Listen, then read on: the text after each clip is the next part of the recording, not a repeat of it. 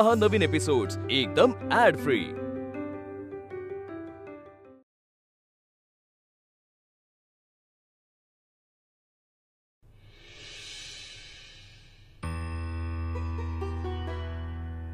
दादांनी घरातल्या फक्त बायकांना कशाला बोलवलं असेल?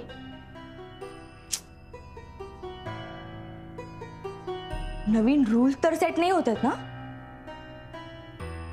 यार, किंवा कधी विचार केला नसेल असं फ्रीडम? काय चाललं असेल यांच्या डोक्यात ना, काहीच कळत नाहीये।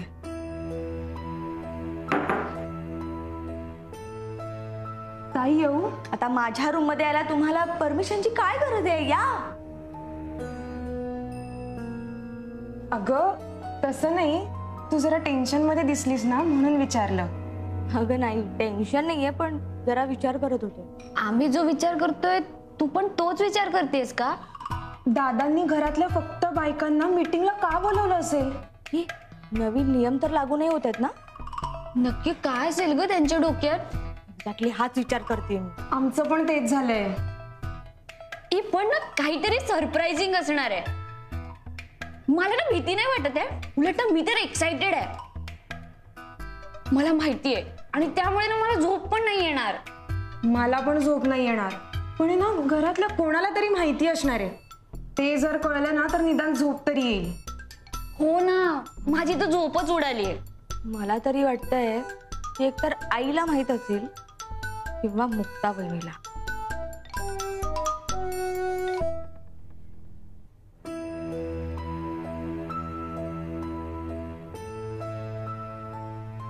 वैजंती, रेणुका येणार आहे ना इथे झोपायला? येईल, झोपायचं असेल तर झोपेल। झोपायच्या वेळेला माणसं झोपतातच।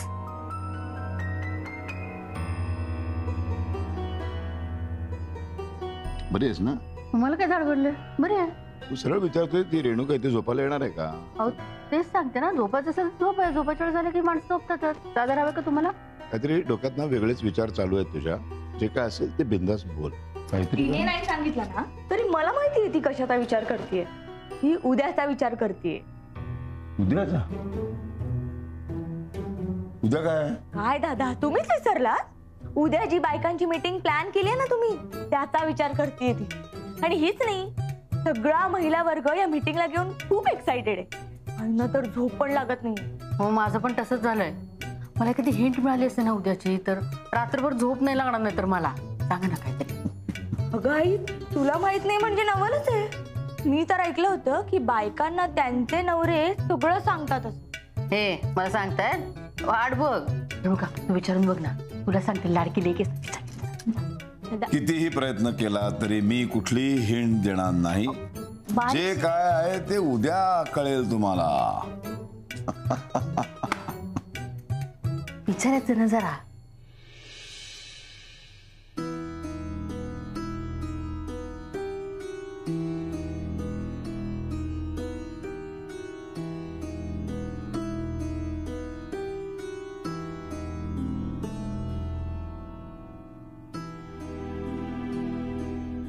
ए राव साहेबा, तू आमासनी काय मूक सभेसाठी बोलवलंयस का?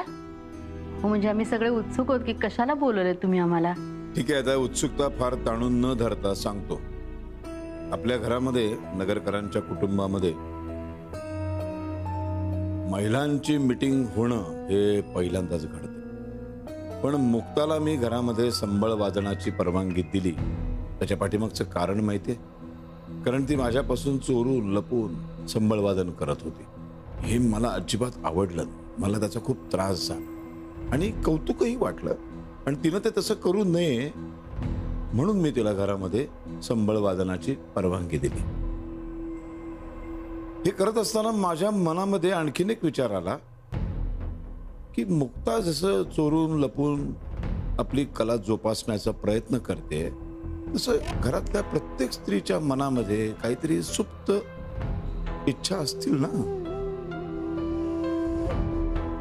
पण आपल्या घराची शिस्त, आपल्या घराचा कडक कायदा, नियम, माझ्याबद्दलची भीती याच्यामुळं तुम्ही त्यातलं काही करत नाही। पण उद्या तुमच्यापैकी कोणी मुक्तासारखंच लपून चोरून तुमच्या सुप्त इच्छा अशाच घराच्या बाहेर जाऊन जर पुऱ्या करू लागला तर ते मात्र मला आवडणार नाही. म्हणून मी आज हे सांगण्यासाठी तुम्हाला बोलवलंय की आजपासून लपून चोरून काहीही करण्याचं कारण नाही. मी तुम्हाला पूर्णपणे स्वातंत्र्य देतो. तुमच्या मनामध्ये जे काही आहे, जे काही तुम्हाला करावं असं वाटतं ते अगदी खुल्या मनानं आपल्या घरात करा.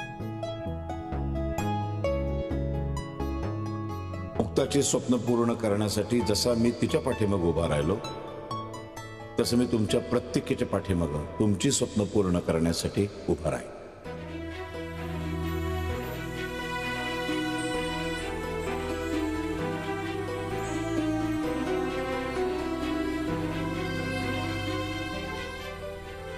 फक्त तुम्ही काहीही करताना हा विचार करा की नगरकरांच्या नावाला कुठेही बट्टा लागणार नाही, धक्का लागणार. तेव्हा निश्चिंत मनाने तुम्हाला जे काही करायचे ते तुम्ही करू शकता.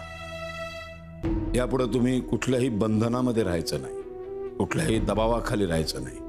हा, फक्त एक गोष्ट आहे, जे काही कराल माझ्यापासून कृपया काहीही लपवू नका. नंतर जर मला कळलं ना तर मला त्याचा खूप त्रास होईल. उंच उंच भराऱ्या घ्या. तुमच्या पंखांना बळ देण्यासाठी हा रावसाहेब उभा आहे तुमच्या पाठीशी. काळजी करू नका.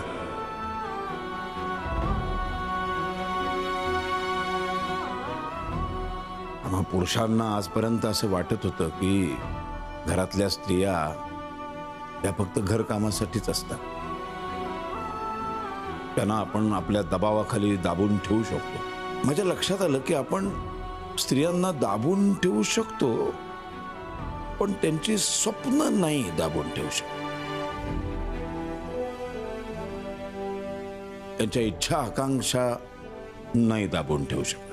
आणि मग त्यातूनच एखादं असं उदाहरण समोर येतं मुक्तासारखं. मग तिला इच्छा होते लपून छपून हे सगळं करण्याची. ती कुणालाही होऊ नये म्हणून हा मी निर्णय घेतोय. आम्हाला पुरुषांना असं वाटायचं की फक्त बायकांच्या स्वयंपाकाचं खूप कौतुक केलं की झाल्या तुम्ही खुश. असं नसतं. पण थोडीफार का होईना पण स्त्री पुरुष समानतेचा नेमका अर्थ मला आता थोडा थोडा कळायला लागलाय. अजून पुरता कळलेला नाहीये. पुरुषी अहंकारामुळं थोडासा वेळ लागेल हे सगळं स्वीकारायला. आणि त्यासाठी मला तुमच्या सगळ्यांची मदत लागणार आहे बरं का. म्हणजे माझ्याकडनं काही चुका घडल्या, पुन्हा मी पूर्वीसारखाच मध्येच कधीतरी वागलो तर न घाबरता मला माझ्या चुका दाखवून द्या. मला बदलायला मदत करा. गरज आहे तुमची मला. आणि काय ना, रीतिरिवाज परंपरा या तोडण्यासाठी मोडण्यासाठी माणूस तेव्हा उभा राहतो जेव्हा त्याच्या इच्छा आकांक्षा पूर्ण होत नाहीत. माझ्या लक्षात आलं मुक्ताच्या उदाहरणावरून की रीतिरिवाज आणि परंपरांमध्ये मी असं तुम्हाला अडकवून नाही ठेवू शकत. मोकळं केलं पाहिजे. तेव्हा आजपासून तुम्ही तुम्हाला जे हवं ते सगळं करू शकता. तुमची स्वप्न पूर्ण करू शकता. मग आता सुरुवात करूया. म्हणजे तुम्ही मला एक एक तुमची स्वप्न तुमच्या सुप्त इच्छा सांगायला सुरुवात करा न घाबरता. मला वाटतं गायत्री तुझ्यापासून आपण सुरुवात करूया. बोल. अगं बोल. म्हणजे मी तुम्हाला कधी सांगू नाही शकले पण मला फॅशन डिझायनिंगची हौस होती. कॉलेजला असताना पण मला कॉलेज बरोबर फॅशन डिझायनिंग पण करायचं होतं. मी किती वेळा त्या कोर्ससाठी फॉर्म आणला होता पण नंतर रूम मध्ये जाऊन मी तो फाडून टाकायचे. फॅशन डिझायनिंग म्हणजे तेच ना, असे चित्रविचित्र कपडे घालून असं ते चालत जातात आणि मग लोक त्यांचे फोटो काढतात. नाही नाही, ते मॉडेलिंग असतं दादा. नशीब म्हणजे सुटलो आहे. बोल पुढे बोल. फॅशन डिझायनिंग म्हणजे काय असतं माहितीये? म्हणजे ना आपण असे कपडे डिझाईन करायचे ते तयार करायचे आणि मग नंतर मार्केटमध्ये आणायचे. म्हणजे मला बिझनेस म्हणून नाही, मला आपला छंद म्हणून करायचंय फॅशन डिझायनिंग. कर मग. जा आता ते फॉर्म काय असतील ते परत घेऊन ये आणि त्याची काय फी असेल ती सांग, आपण भरून टाकू आणि सुरू कर. येस, थँक्यू दादा.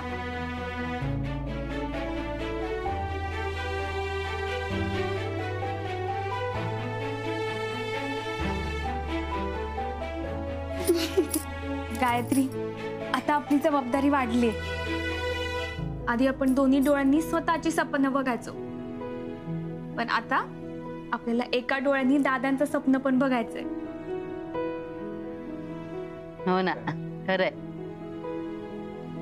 बरं आता दुसरं कोण? हा, माधवी. हा? सांग, तुझी काय इच्छा आहे? कुठली अशी स्वप्न आहेत तुझी जी राहून गेलेत? राहून जायला मी अशी स्वप्न कधी पाहिलीच नाही हो. पाहिली नाही म्हणजे? पाहिली नाही म्हणजे नाही पाहिली. अशी स्वप्न पाहायची असतात मी असा कधी विचारच केला नाही हो. असा कसा विचार केला नाहीस ग तू? नवलच आहे अगं. प्रत्येकीच्या लहानपणापासून प्रत्येकीची इच्छा असती की आपण काहीतरी करावं. अहो आजी, प्रत्येकीची नसती. म्हणजे छोट्यांसारखी आपल्या देशात करोडो बायका आहेत ज्यांना आपण काहीतरी बनायला पाहिजे ना, आपण काहीतरी करायला पाहिजे याचा विचार सुद्धा येत नाही. खरं तर ना, घरातले माणसंच हा विचार त्यांच्या मनात येऊ देत नाही. लहानपणापासून प्रत्येक मुलीला सासरी जाऊन तुला कसं वागायचंय, त्यांचं मन कसं सांभाळायचं हे शिकवलं जातं सतत. तू कुणाची तरी आई आहेस, कुणाची तरी बायको, कुणाची तरी सून, हे असंच तुला व्हायचं हेच शिकवलं जातं. स्वप्न बघायची दृष्टी येणार कधी ना त्यांना? हो हो, असंच झालं माझ्यासोबत. ठीक आहे, मग आता आपण नव्याने सुरुवात करूया. नव्याने पुन्हा एकदा विचार कर. नक्की काहीतरी सापडेल. सापडलं की सांग. ते पूर्ण करण्यासाठी आपण धडपडूया. नंतर थोड्या वेळाने सांगितलं तर चालेल का? लगेच 2 तासात 3 तासात सांगायची गरज नाहीये. व्यवस्थित वेळ घे त्याच्यासाठी. हा, मग चालेल. हा, आता वैजयंती, मी हा, तुझं असं कुठलं स्वप्न अर्धवट राहिलंय किंवा तुला पूर्ण करायचंय पण ते करता आलेलं नाहीये? माझे काय स्वप्न असणार? घरातले सगळ्यांनी एकत्र राहावं, एकमेकांवर प्रेम असावं, एकोपा असावा, घर एकत्र बांधलेलं असावं, एवढंच. बाकी काय? अगे हे तर आहे, तू लग्न झाल्यापासून हे करतच आली आहेस. त्यात काही वेगळं काही नाहीये. आपण आता चर्चा करतोय तुझ्या मनातली काही वेगळी इच्छा, काही वेगळी स्वप्न, या रोजच्या रुटीन कामांपेक्षा वेगळी असतील ना काहीतरी राहून गेलेली.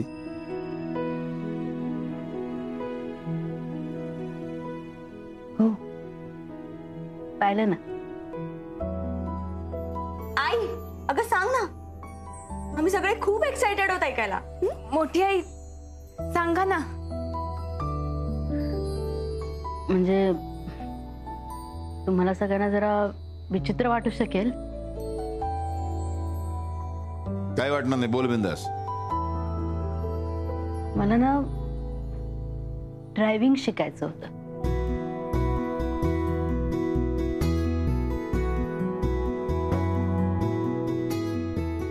लग्न झाल्यापासून इच्छा होती माझी की ड्रायव्हिंग शिकावं.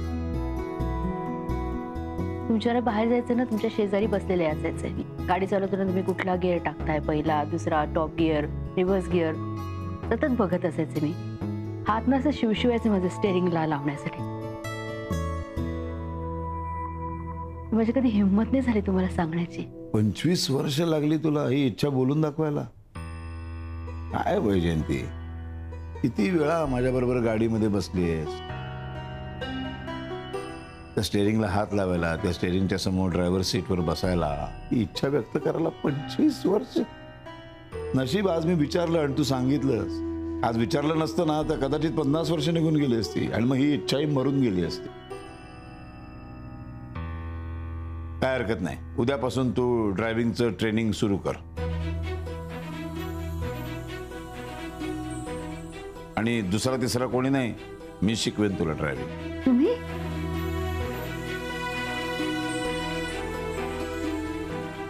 बर, आता जया सांग. मला ना खरं तर सायंटिस्ट व्हावंच वाटत होतं, पण माझ्या मैत्रिणीचा भाऊ ना CA झाला मग मला पण सीए व्हायची इच्छा झाली. पण आता मेधा काकू आहेत ना, त्यांची मुलगी सायंटिस्ट झाली आहे. मग मला आता सायंटिस्ट व्हायचंय. बरं मग फायनल काय ठरलंय? तसं काही ठरलं नाहीये, पण मला ना माझ्या स्वतःच्या पैशांनी आई बाबांसाठी घर घ्यायचंय.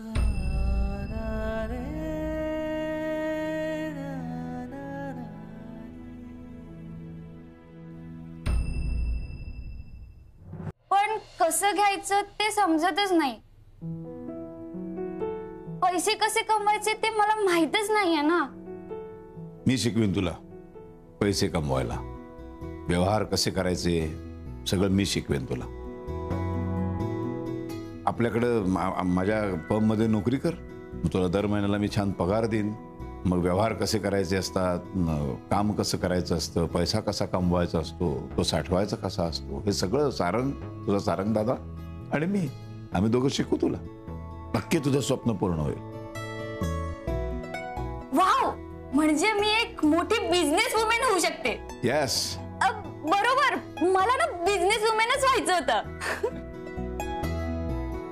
आपला गोल ना आता सेट झालाय. रेणुका, तुझं काय स्वप्न आहे? तुझं स्वप्न ऐकायला आवडेल मला.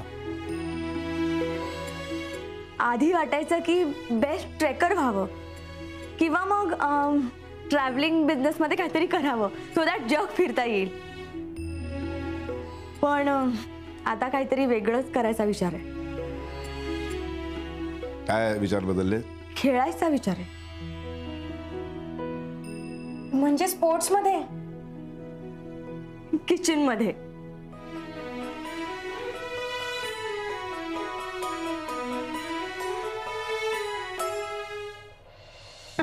अगं स्वयंपाकात कुठला खेळ नाही खेळता येत. नाही, हे बघ, मुक्ता मला स्वयंपाक शिकवत असताना मी मसाल्यांशी खेळायला शिकले आणि त्यात मला एवढी मज्जा येऊ लागली ना की मला आता असं वाटतं की मी बेस्ट शेफ बनू शकते. तो आता मी असं ठरवलंय की मी स्वतःला आजमावून बघणार आहे. अरे वा, हा वेद तर अगदी नशीबवान निघाला. अरे आम्हाला तर रेणुकाच्या हातचा चहा सुद्धा माहिती नाही आणि आता वेदची तर काय चंगळ असणार आहे. रेणुकाकडे बघून कुणाला वाटणारही नाही की तिची इच्छा किचन मध्ये काहीतरी करण्याची असेल. बघा ना, तुझ्या ह्या स्वप्नाला आमचा तरी पाठिंबा आहे. थँक्यू आई. थँक्यू दादा. आणि आता आई बोल. माझी समधी स्वप्न पुरी झालीत बघ. रावसाहेबानं, माझ्या लेकरानं मला आई म्हणून हाक मारावी,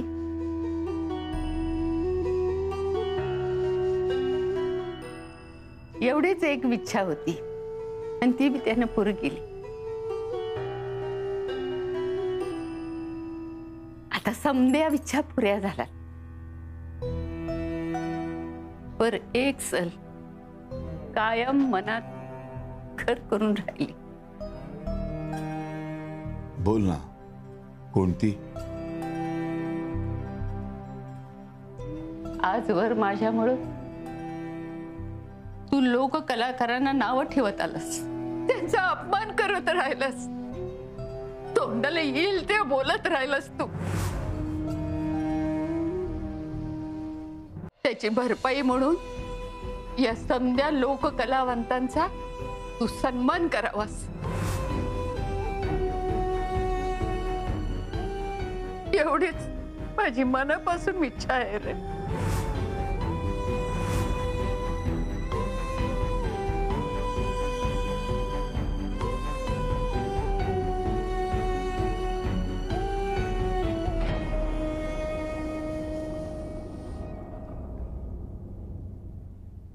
तुझी इच्छा नक्की पूर्ण केली जाईल. माझ्या या घरामध्ये एक एवढी मोठी लावणी सम्राज्ञी, एवढी मोठी कलाकार माझ्याच घरामध्ये, आणि मी तिला ओळखूच शकलो नाही.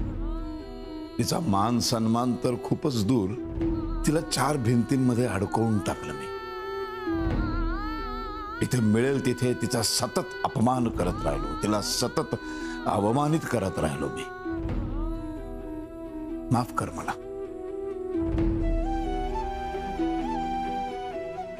नाही, पण आता नाही. आता मी तुझा सन्मान करायचं ठरवलंय. कुठल्याही लोककलेमधल्या उत्कृष्ट कलावंताला मी तुझ्या नावाचा पुरस्कार जाहीर करणार आहे.